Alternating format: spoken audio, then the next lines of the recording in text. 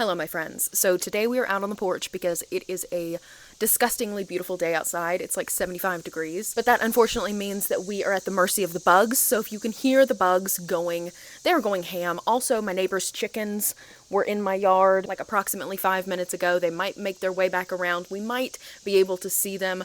I've named one of them Big Red and the other one's name is Priscilla.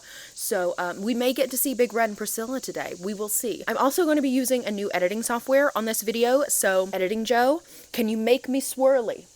Is that a possibility? We shall see, we shall see. But just an FYI, if things aren't looking as good as they normally do, or even better than they normally do, that's what I'm hoping.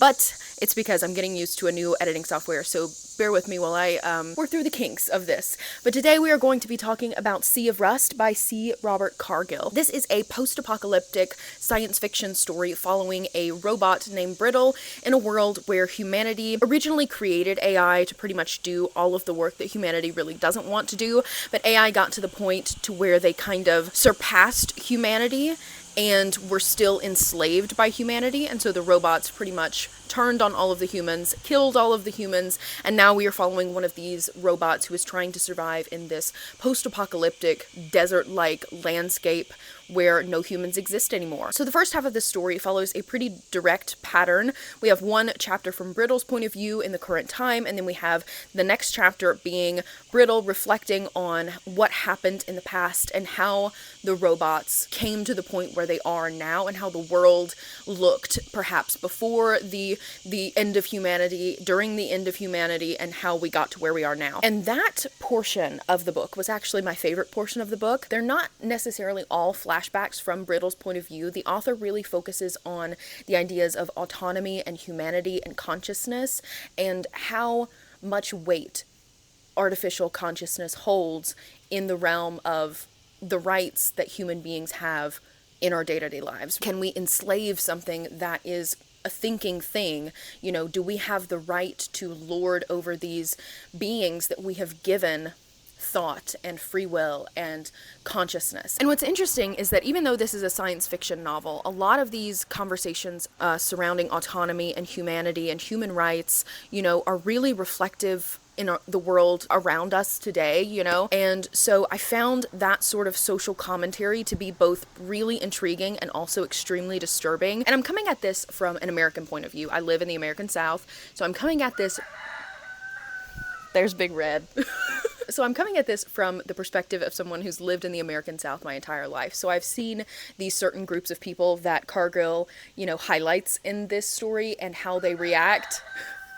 Big Red, hush up! And so I feel like the author took those specific groups of people and kind of put them into a sci-fi setting and said, you know, how would these people react? And I feel like he did an amazing job. I would say that if you're someone who doesn't really like when your social commentary reflects the world at its current state, I don't know if these books would be for you, because he takes specific groups of people, namely the religious right, and he puts them into a sci-fi setting in which there is this question of what constitutes humanity, and do these creations that we have made have true consciousness and souls, and do they deserve the same rights as human beings, or are they supposed to be and should be kept in a place of slavery, pretty much. What's also interesting is the way that this human and AI relationship has worked. It very much reminds me of some of the philosophies of Nietzsche. I studied Nietzsche in college, and while I was reading this book, the only thing that I kept thinking of is his quote saying, "God is dead because I have killed him.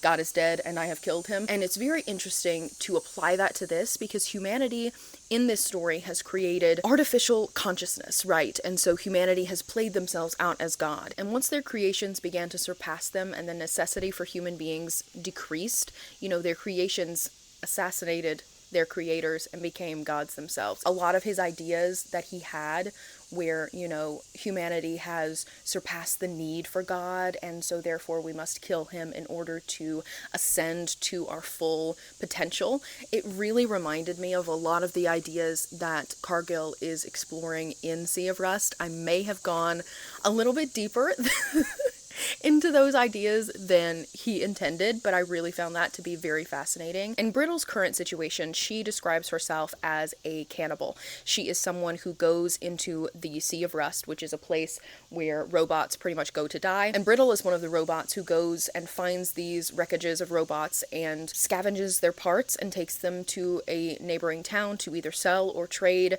predominantly for parts for herself, because different bots need different parts to function, so she needs this very specific type of robot parts to be able to continue to exist. And that is another huge theme that the author explores in this, is the importance of existence and how far will you go to remain in this plane, you know, how far will you go to stay alive. But all in all, I really like this book. I found the different philosophies that were explored and the themes that were explored to be really fascinating to just sit down and think about and discuss. It definitely gives you something to chew on, if that makes sense. It's not necessarily a quick, fun read, though it does read really quickly. It's definitely one that made me want to sit and think and reflect on the world around me. So if you're wanting something that is fast-paced and also reflects some of the darker things about the world around you and also makes you want to sit and think while also being a really fast, fun time, Sea of Rust by C. Robert Cargill. So that is all I have for you guys today. I hope you guys enjoyed this video. If you did, please make sure to join the NotSoAverageJo army. We are currently plotting world domination.